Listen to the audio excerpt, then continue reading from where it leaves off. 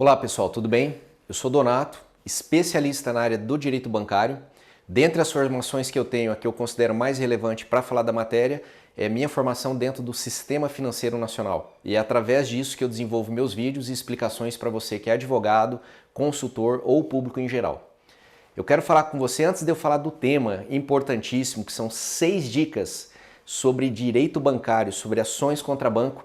Primeiro eu quero que você curta aí o nosso vídeo, deixe o teu like e compartilhe. Pessoal, isso é importante para que o nosso canal cresça, para que o YouTube compreenda que tem relevância o que nós temos feito aqui nesse canal todos os dias. E eu quero falar sobre 6 dicas importantíssimas. Por exemplo, Donato, será que eu posso judicializar toda e qualquer ação? Ou às vezes você vai dizer, olha, meu vizinho estava dizendo para mim que entrou com uma ação contra o banco e não ganhou. E além de não ganhar, sofreu uma sucumbência. Por que isso ocorre? Será que realmente o banco tem todo esse poder e toda essa proteção dentro do judiciário ou são pessoas mal preparadas que estão judicializando ações sem saber como discutir o tema? Ou batendo, como a gente diz, murro em ponta de faca. Geralmente é isso, pessoal, que acontece. São pessoas que não conhecem o sistema financeiro, não conhecem da matemática financeira e tentam usar simplesmente o embasamento jurídico e não conseguem ter sucesso dessa maneira. Mas eu te garanto que se você seguir os 6 passos que eu vou te dar, você vai poder compreender o que pode ser feito, como fazer, quais os caminhos a percorrer e com certeza ser bem sucedido nas tuas ações para recuperação de crédito que o banco cobrou nos últimos 10 anos, tanto para você poder pedir compensações de créditos ativos e também o principal e hoje a dor que a maioria dos empresários está sentindo. Como me proteger para que o meu nome não vá para o Serasa e como proteger os meus imóveis para que eles não sejam suscetíveis de leilão, seja por ordem judicial ou até mesmo por alienação fiduciária que ocorre dentro do cartório.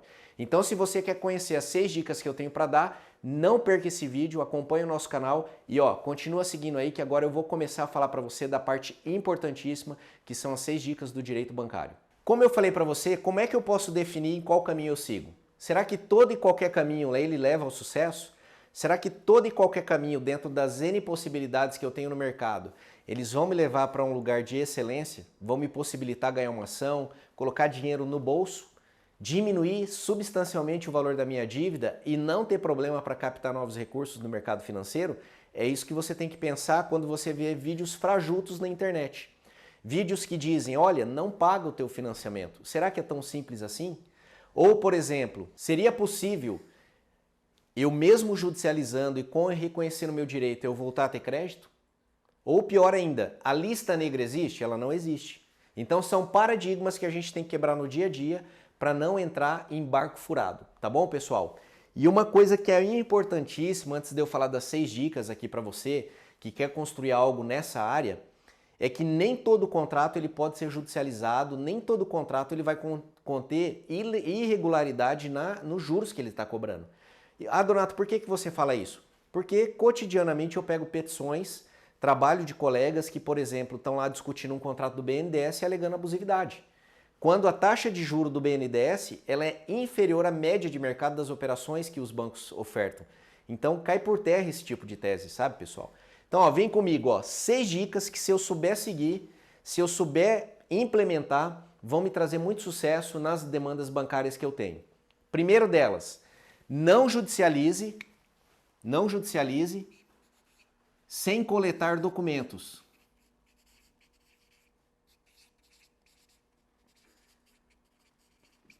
O que é de praxe a gente notar? O advogado, ele recebe o cliente, faz uma entrevista e judicializa baseado no extrato que ele entrega. Falando do número da conta e da agência que aquele cliente tem uma conta, tá? Não estou falando aqui, isso aqui não é um vídeo para quem quer fazer revisão de carro, para quem quer fazer revisão de um contrato. Isso aqui é para quem quer mexer no vespeiro, dos 10 anos que movimentou com o banco. Então, colete primeiro os documentos. Acesse o extrato do teu cliente, acesse todos os contratos, fichas gráficas e faça uma análise para você descobrir em qual caminho você pode prosseguir. Por que isso é importante? Porque eu posso ter no mínimo 3 teses para serem debatidas dentro dos contratos. A primeira delas é que o teu contrato ele pode não ter uma taxa de juro prevista. Aí é uma maneira de discutir. O que eu faço nesse caso? Eu vou pesquisar lá no Bacen qual é a média de mercado para aquele tipo de operação. Eu tenho que olhar se ela é inferior a 12 meses ou é superior a 12 meses para eu encaixar na série correta. Com esses dados do Bacen, eu vou ver se o que o banco cobrou do meu cliente é superior. Aí eu posso pedir para retroagir a média. Supor, cheque especial. O teu cliente está pagando lá 14, 15, 20% ao mês e a média era de 8,2%. Então ela é muito mais atrativa, eu vou retroagir a ela. Segunda possibilidade, o banco me deu uma taxa de juro com previsão mensal e anual e cláusula de capitalização. E quando eu transcrevo os dados do contrato, valor líquido financiado, prazo, taxa de juro, eu descubro que a parcela não condiz com o que eu estou pagando. Ou seja, o valor a ser pago não é condizente com o que o banco está cobrando, ele cobra a mais. Isso é um indicativo de que existem taxas e tarifas ou qualquer sigla ou nomenclatura que foi embutida no contrato e o banco não denunciou e você pode pedir o resgate. E terceira possibilidade, que é a top da galáxia, é você saber formar a taxa de juros do contrato. E aí você poder dizer, olha só, esse contrato, a taxa de juros dele não condiz com o meu perfil. Aquelas regulamentações que eu já expliquei em outros vídeos, olha, como é que eu formo taxa de juros de um contrato? Será que é o livre-arbítrio da parte, como alegam, ou tem uma regulamentação intrínseca no sistema financeiro que o banco tem que seguir? E ele tem que seguir. Ok? Fazendo essas análises, ó, veja que você primeiro definiu em qual caminho você vai percorrer. Antes de alegar abusividade, que é um... Pessoal, a abusividade não funciona. E eu vou explicar num momento próprio aqui. Antes de você alegar que pode ou não pode algo, como eu tenho visto, há gente falando que não pode capitalizar juro, sendo que na legislação é permitido. Agora é muito diferente do de eu dizer que não pode, eu pedir a afastabilidade da capitalização por N outros fatores, que aí sim é possível. Segunda questão, que na verdade é intrínseca e muito ligada à primeira, que é essa coleta de documentos que eu falei. Ó, eu vou falar agora especificamente, por exemplo, da ficha gráfica, tá?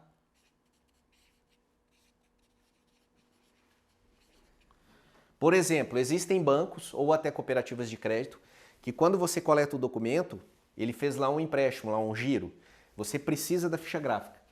A distinção que você tem que aprender a fazer, até para você saber alegar na tua judicialização, é, por exemplo, assim, ó, Donato, peguei o contrato do cliente, ou você, cliente, pegou o teu contrato e lá você não identifica o valor da parcela. Ela é meio que aberto. Você tem um valor financiado, tem uma previsão, entre aspas, de uma taxa de juros, mas não sabe o valor da parcela.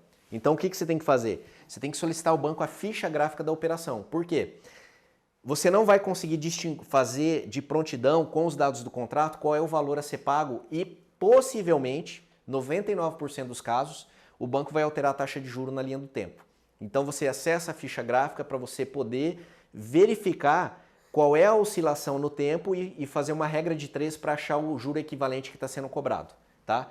Por isso que isso aqui, ó, você não judicializa sem você coletar os documentos para você poder definir em qual caminho e qual tese ser utilizada. Isso aqui, pessoal, aumenta substancialmente o valor da ação. Você pode sair de uma ação que você acha que o valor é insignificante, quando principalmente você entrega para peritos que também não conhecem a judicialização, como ela funciona, e você pode ir para uma ação de valor milionário com certeza, tá? Terceira questão, evite tese de abusividade. Galera, é o seguinte, ó, eu não posso falar que, por exemplo, ontem eu vi uma postagem falando, ó, pessoal, você quer judicializar, você tem que fazer um comparativo com a média. Não é assim que funciona.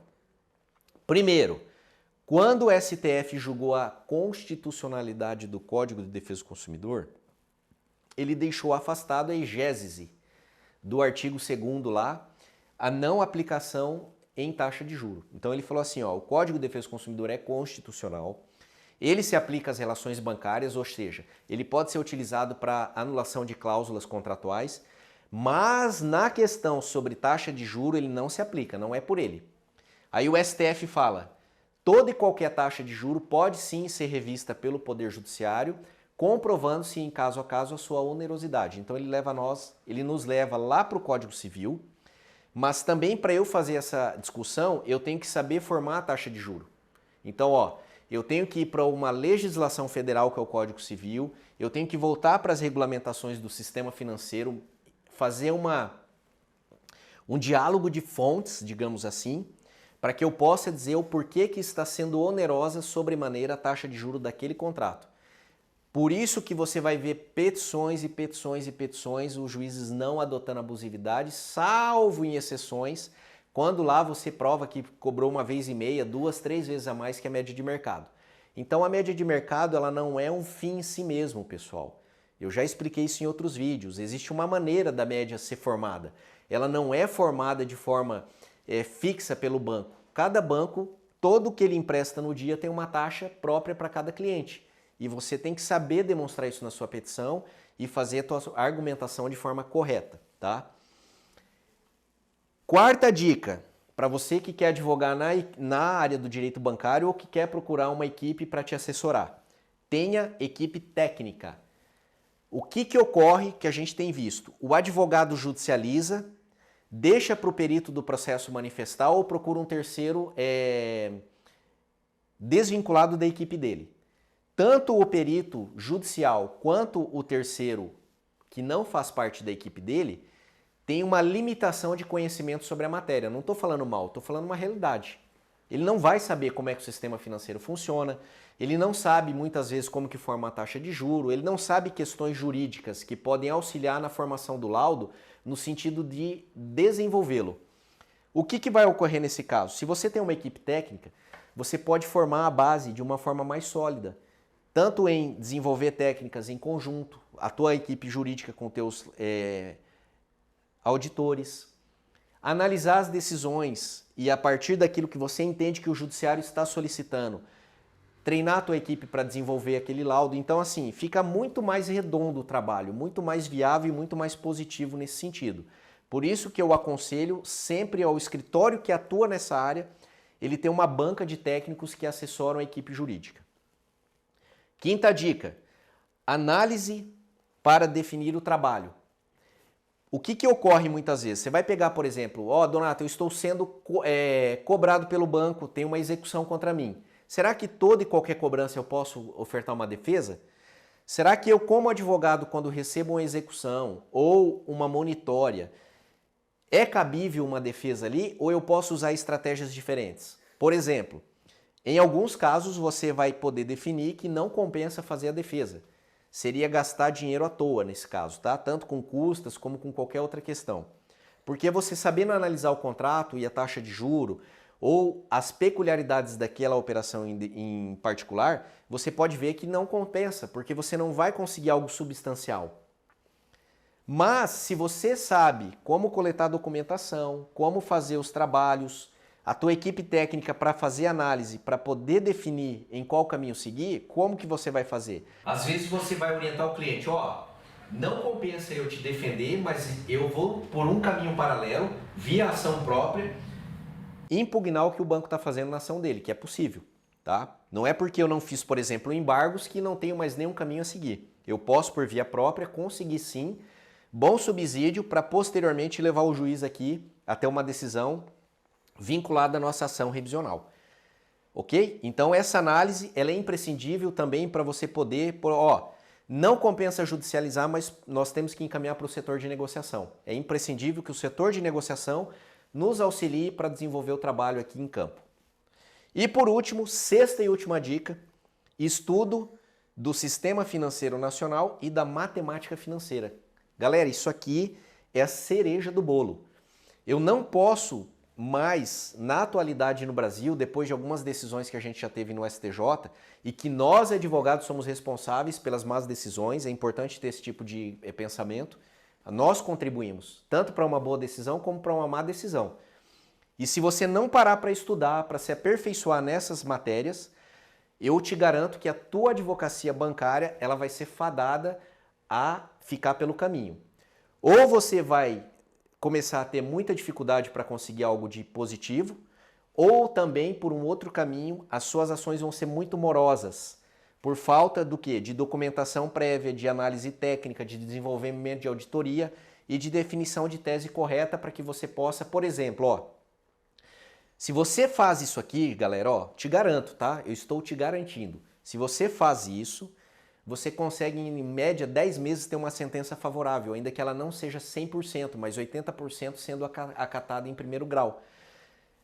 Por um outro lado, se você tem essa estrutura e sabe trabalhar, a partir da contestação do banco, você já consegue trilhar alguns pedidos ali de julgamento antecipado parcial. Olha como você pode trabalhar de uma forma pensando também no processo civil brasileiro, montando uma estratégia legal para ser bem sucedido e gerar muito resultado para o teu cliente, tá?